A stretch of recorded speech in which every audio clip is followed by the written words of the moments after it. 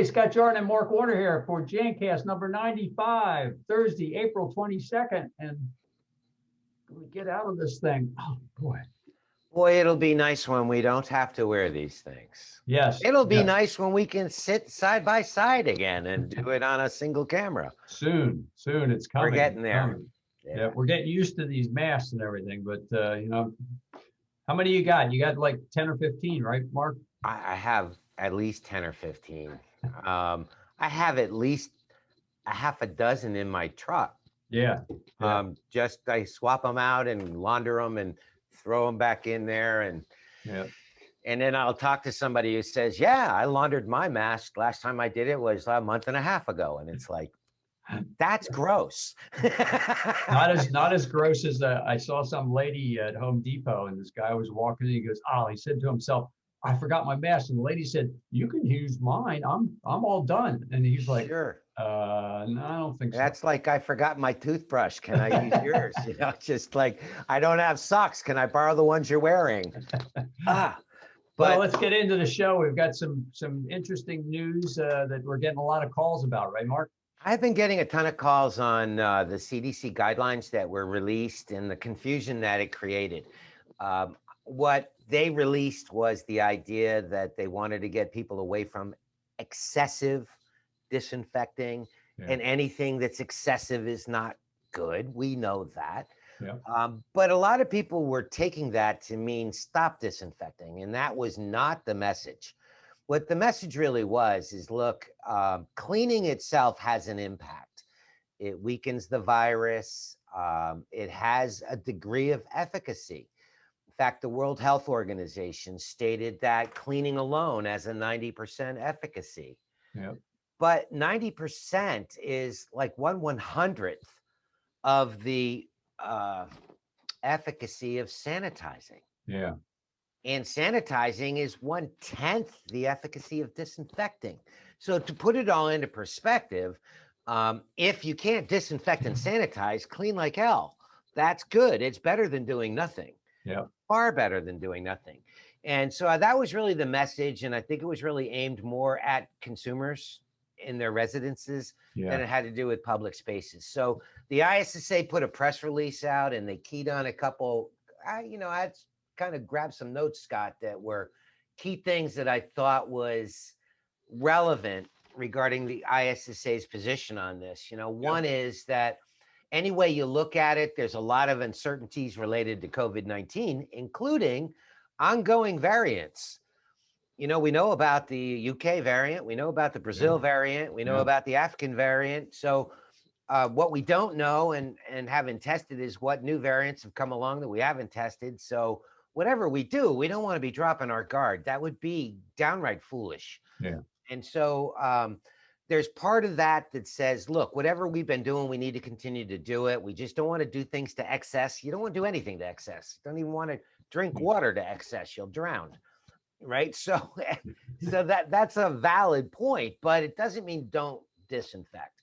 And the ISSA, look, Patty Ollinger and Gavin McGregor, they talked about the fact that the CDC and the N list is still valid, and we still need to be doing that kind of stuff. So and cleaning isn't just wiping the surface with a handy wipe and water. Cleaning usually involves soap or detergents and stuff like that too.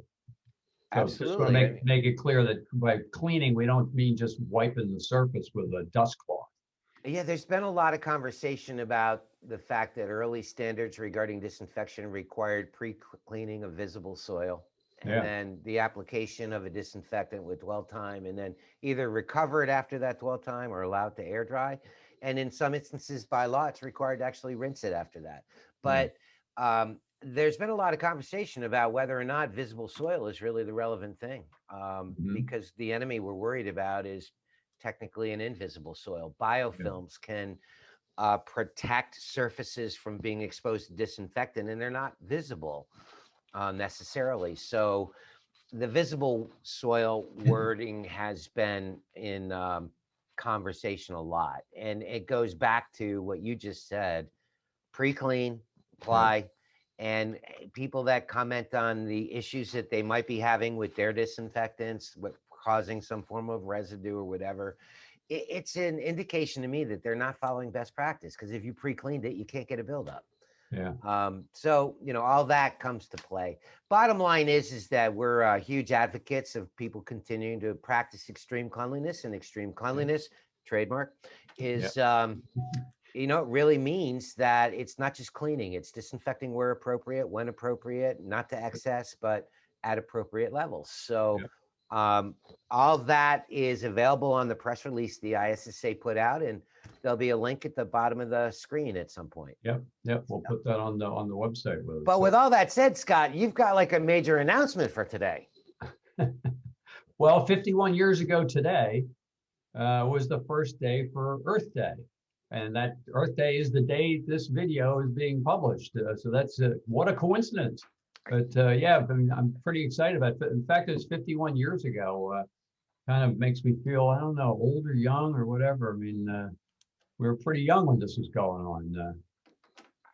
I can't say I remember its initial rollout, just for the record, but I do remember once back in 2014 seeing a video about.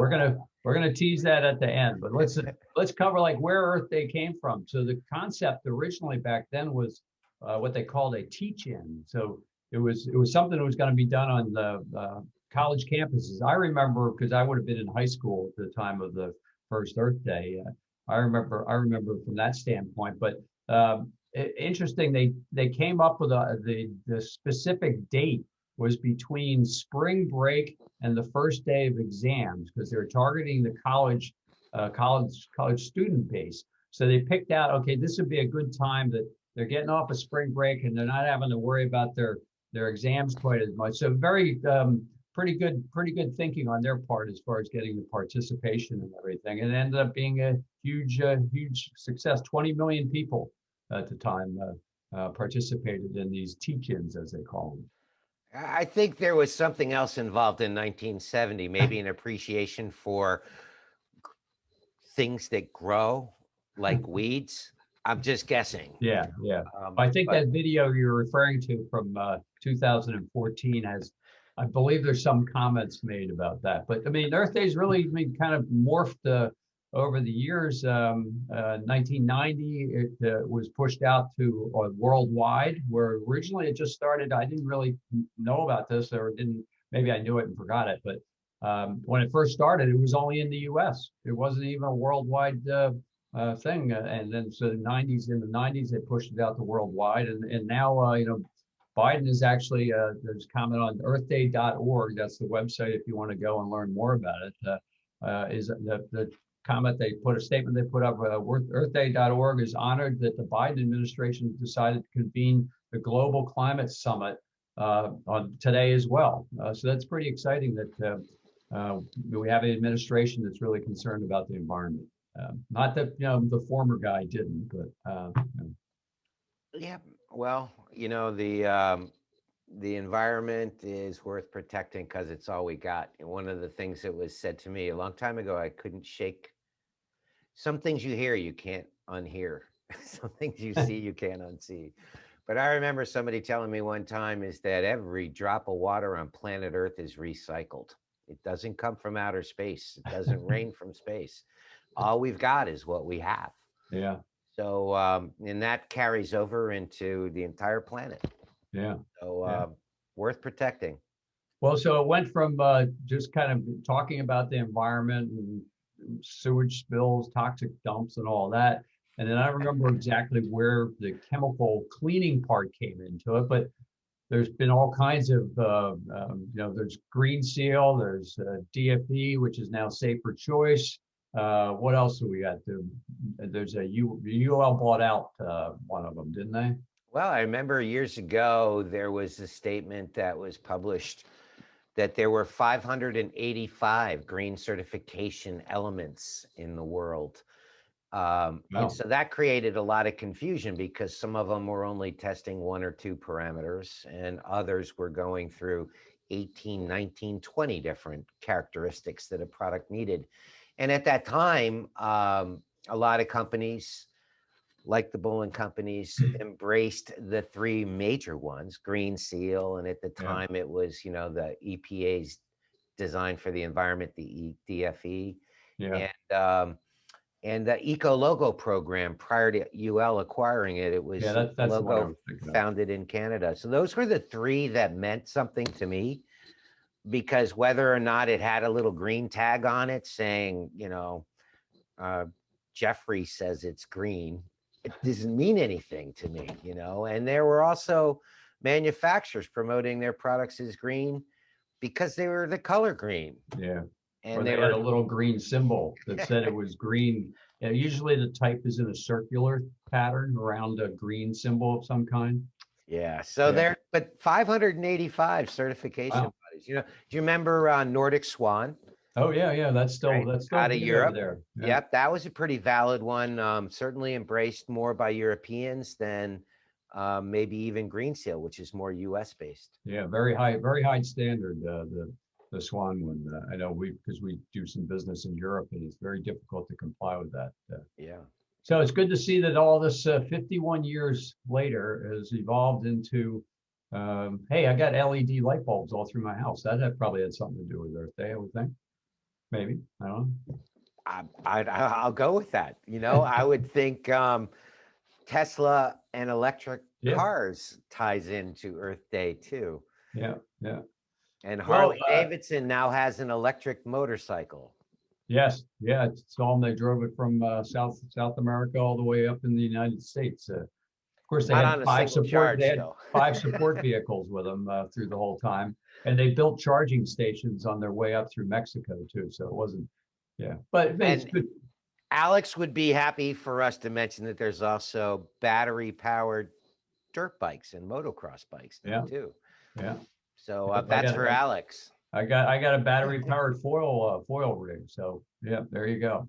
So thanks to Earth Day, we're having fun out there on all these battery-operated things. So, well, I think that's it for today. We're going to get into some more extreme cleanliness and future shows coming up, and we're also going to be setting up our monthly schedule for a streaming show.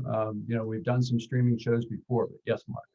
Well, before we jump off of Earth Day, and I think we should talk about the fact that there is a video link. Yes, it's gonna be plugged in right as we finish this video. So you don't even have to go anywhere. You just have to stay put for about 2 minutes, and it'll come up on the screen with some guy that is a younger guy. He's vaguely familiar looking. Just hard to place it, but I remember when I first saw that video, it stopped me in my tracks. So if you're watching this show, stay tuned for that video. You'll enjoy it. Well, thanks for tuning in. Do we have to mask up again, or are we going to stay in our back office? To work, man. Back to work. So thanks for tuning in, everybody, and we'll see you next week. Thank you. Hey, they asked me to comment about Earth Day, and I think it was 44 years ago. 1970 was the first Earth Day. And here in Philly, it was called Earth Week, man. And it was all about peace and love, nothing green, but except for some of that green stuff, but we can't talk about that. But so years went by, man, and then it became about saving the planet. Then we got green this and green that, little green symbols, and that meant it was good stuff. But those products back then, the problem with those products was, let me remember. Oh, that's right. They didn't work, and they cost too much, man. They were just not good. Well, now it's 2014. Wow, that's 44 years since the first Earth Day, and now Bullen's got some products that really work, man. We've got a product that has over 1 million square feet in action without having to be stripped. It's the Sanoverde. Yeah, Sanoverde. That means healthy, clean. So if you want more info, go to the internet. Whoa, the internet, what's that? Oh, that's right, you're watching this on the internet. Go to the internet to www.bullenonline.com, and you can learn more about Sanoverde there, man. Okay, peace out.